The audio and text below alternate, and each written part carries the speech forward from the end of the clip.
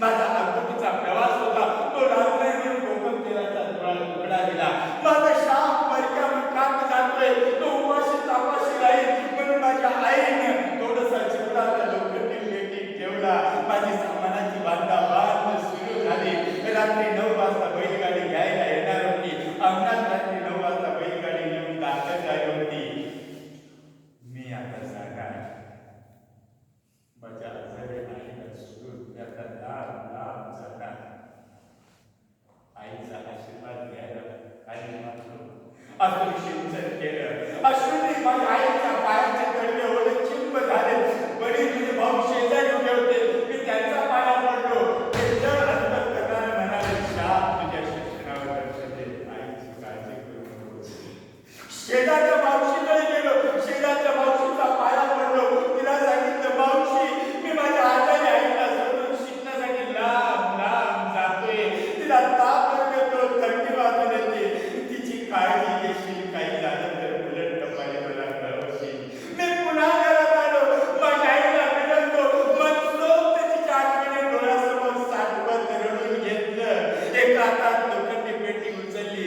आईने दुसऱ्या हातात सुपारी दिली. ती सुपारी घेतली. अंगणात उभ्या असलेल्या बैलगाडी बसलो. बैलगाडी चालायला लागली. माझ्या जीवन चक्राला सुरुवात झाली.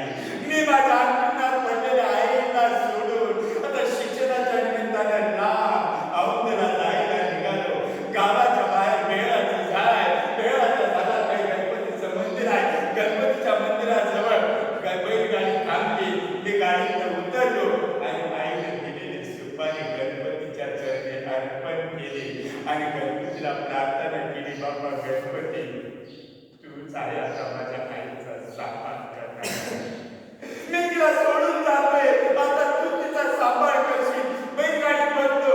जीवन चक्राला सुरुवात झाली. बोटीचा प्रवास होता. मी औंधला येऊन दाखल झालो. माझ्या दैनंदिन जीवनाला सुरुवात झाली आणि आईनं तिकडे तिचं आधार वाटून घेतलं.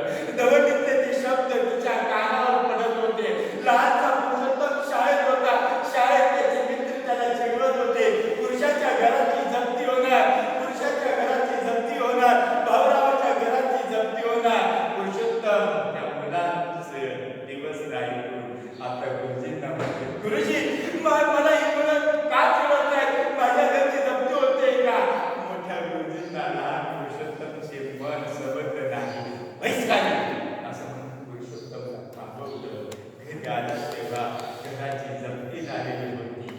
2 भांडे, गळ्यातलं मंगळसूत्र आणि कपाळावरचा कुंकू सोडला तर माझ्या आईने काही नव्हतं. अशी आई अंतरावर पडली होती. ती तशीच होती. मी ते शिकत होतो. एके दिवशी अचानक आई स्वप्नात आली. स्वप्नात दचकून जागा झालो. माझ्या आईची तब्येत बिघडली असेल की काय, तिला ताबडतोब भेटायला गेलं पाहिजे. तिने अंतरून झालेलं होतं. तिला शेवटचा आजार पण वाढवलेलं होतं.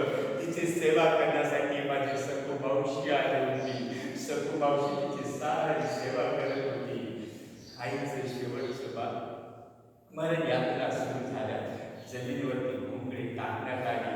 घोंगडीवरती आईचा देह ठेवण्यात आला. तिला काहीतरी उठायचं होतं. महत्प्रयासांचे प्रयत्न करत होती. सखू म्हणतात ना,